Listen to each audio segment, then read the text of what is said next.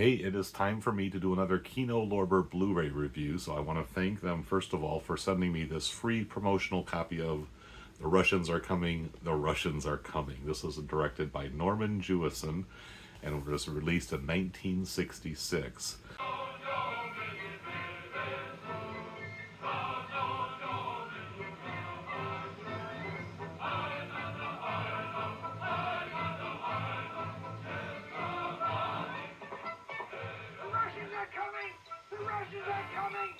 Before I get into my coverage of the movie, let me just tell you a little bit about Norman Jewison. He just recently passed away within the last couple of weeks or so of my recording this clip right here.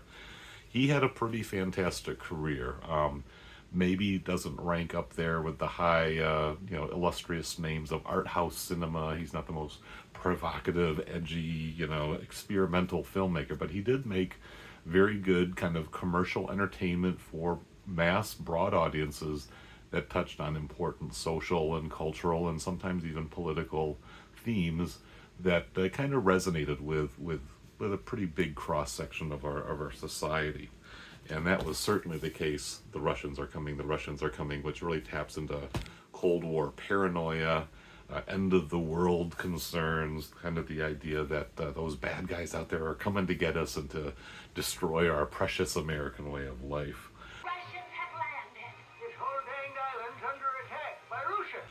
But it was a little bit more about Norman Jewison. He had the distinction of being nominated as Best Director in the Academy Awards on 3 different occasions and in 3 different decades. So this was from 1966. The following year he did In the Heat of the Night with Sidney Poitier. This won Best Picture Award, I believe.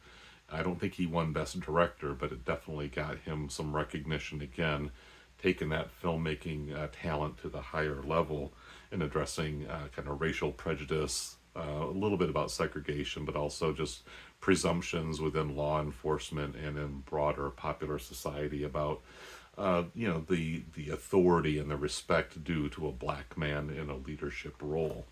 And then in 1971, I don't have the Blu-ray in front of me. It's around here somewhere. I just couldn't track it down. He was directed or nominated as Best Director for Fiddler on the Roof, another fantastic film dealing with Jewish issues. And despite his last name, he was not Jewish. He was Canadian, as a matter of fact.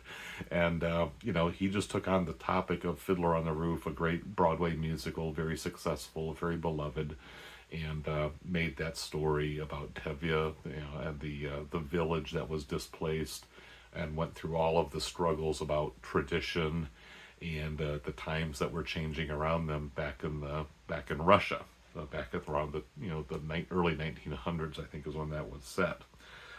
He soon after that did Jesus Christ Superstar in the early 1970s. This is an old DVD I've got. After that he did Rollerball, kind of another somewhat provocative and slightly controversial story.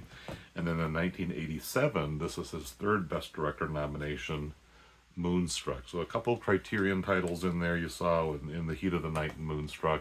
So rest in peace, Norman Jewison. Good man. I really seem to, what I've seen of his interviews and kind of seen of his work, I like the guy and I like how he went about his business. I like what he stands for. Let's go ahead and get into The Russians Are Coming, The Russians Are Coming. You can see from the slipcase here a pretty stacked cast as far as 60s kind of comedic actors and names are concerned. Carl Reiner was in the lead. Alan Arkin had a very prominent role as the Russian submarine captain. This was kind of his first big performance and really broke him out into what turned out to be a pretty long and successful career. Eva Marie Saint, you might recognize her from On the Waterfront, North by Northwest, Hitchcock film. She is Carl Reiner's wife in this film, and they are the family that has that first encounter with these Russian submarine sailors whose sub has washed up and run aground just off the coast of their vacation home in Nantucket, Massachusetts, Cape Cod, kind of a nice touristy / fishing and vacation resortish type of area. Big boats, yes. Motor power boats. All different kinds of boats, yes. They're Russian.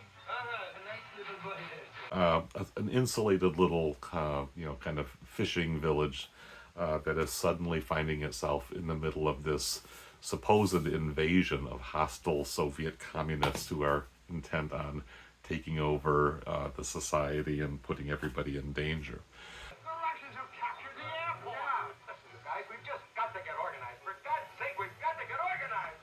Just don't panic. We've got to have ourselves a leader. It's all over. It's all over. We haven't got a chance, not a chance.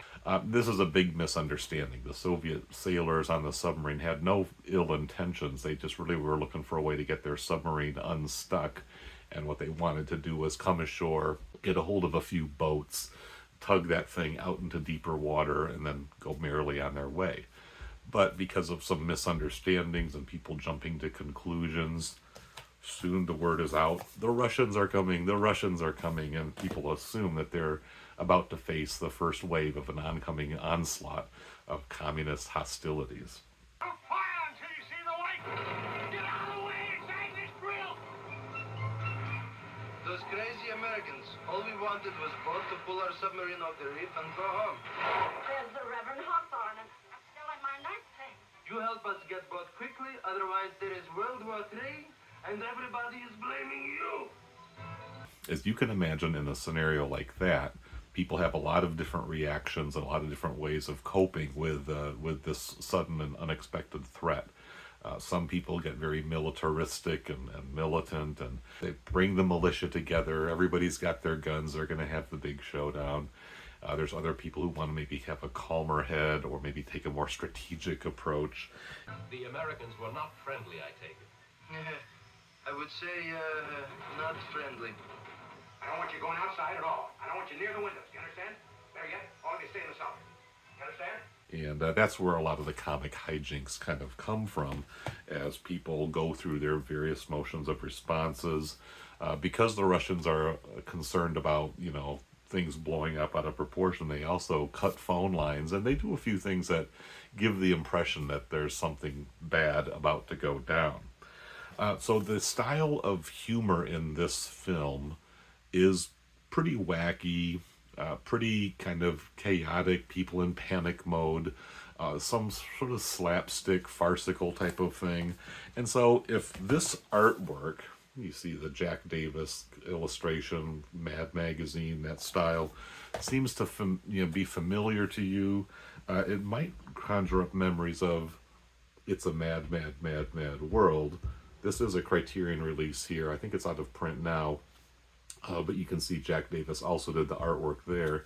And really there are a lot of parallels between this earlier film from 1963, a big budget, all, massive, who's who in comedy of the early 1960s shows up, even the Three Stooges in kind of one of their later incarnations, and a lot of other familiar faces, at least familiar at the time.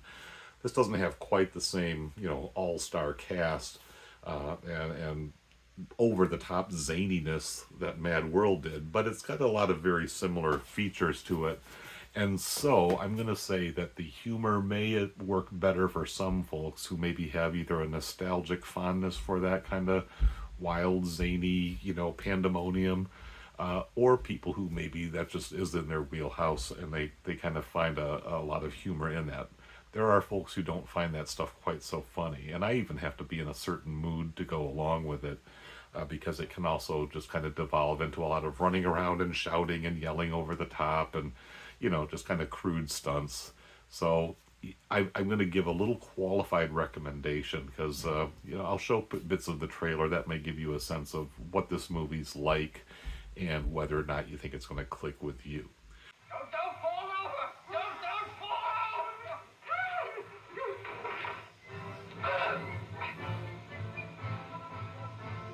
You kissing me. You big incompetent flatfoot! For God's sake, why is it we can't learn to live together? You're right, Norman. But this is a nice little presentation, if you will, of a pretty significant film. This was a pretty big box office success. Like I say, it got 4 Academy Award nominations. It broke out Alan Arkin's career. Carl Reiner, this was probably one of his best performances as a lead, or maybe his only performance as a lead. He was really more of a character side funny guy, but he really is in pretty much, the entire run of this film. And I think it's got a decent message for its time. It's kind of trying to, you know, bring to the forefront the idea that underneath the communist versus capitalist divide, or the freedom-loving Americans and the enslaved commies, you know, however you want to phrase it, we're all human beings who have a lot more in common than those surface-level details that divide us. And I would say that was even a bit of a countercultural message at the time, at least in some circles. Folks who really did thrive on stirring up those divisions and that mistrust and that paranoia and alienation and fear-mongering that has been a big part of American culture, you know, for a very, very long time. And then the Russians are coming. Norman Jewison is kind of bringing to the forefront some of that overreaction and some of that kind of saber-rattling nonsense that gets people stirred up and makes them feel like their life is important and being dedicated to a very worthy cause, but really is just a lot of silliness and a lot of baseless, fear and paranoia that doesn't really take them anywhere or doesn't really serve any good purpose. The movie kind of goes through its motions. It has some good times. There's lots of smaller, subtle performances and some names. Jonathan Winters, I haven't really mentioned him yet, but he's also a pretty key piece of the comic, kind of zaniness that goes on here. So, if you're a fan of this film, if you've seen it before, I don't think you're going to find a better looking presentation. This was shot in Panavision, widescreen. It's very nicely made, and so just the presentation of the film is top notch, and it's a quality piece of big studio work. They put a pretty decent budget into making this movie. It paid its dividends and was a popular hit. So a lot of folks have seen this over the years and probably have a fondness for the material and are happy to see it, in a nice Blu-ray. You do get a slipcase here, same case underneath. There are no liner notes. All you get is the disc. There is a commentary track by a couple guys who really love this film, and they start by saying they consider this film, It's a Mad, Mad World, to be the greatest film ever made. So, if you've got a reaction to this one, you might want to cue your response to what these guys had to say about that. There's also a bunch of other trailers for some other Norman Jewison films, and a lot of other stuff from this era. So, it's a nice package from Kino Lorber. I will definitely give it that recommendation. If everything I've said here intrigues you, go ahead and check it out. I think it's a very worthy addition to a lot of people's home video library. If you're a fan of 60s comedy, Cold War entertainment, or just kind of maybe even a social, cultural analysis of how Americans have dealt with their worst nightmares maybe in a comedic presentation on film. One of the best in a long time, says Life magazine. The funniest American comedy to come along, says the Saturday Review. 4 stars. You will almost die laughing, but you will live to tell others to see this wild and wonderful comedy. Excruciatingly funny. New York Daily News. A hilarious troupe telling a hilarious tale in a hilarious way. Go. Enjoy. New York Times. Alan Arkin deserves an Oscar, says Time magazine. Wildly shaken by laughter, we feel it our bounden duty to warn our readers that they may never be quite the same again, says an editorial in the Washington Daily News.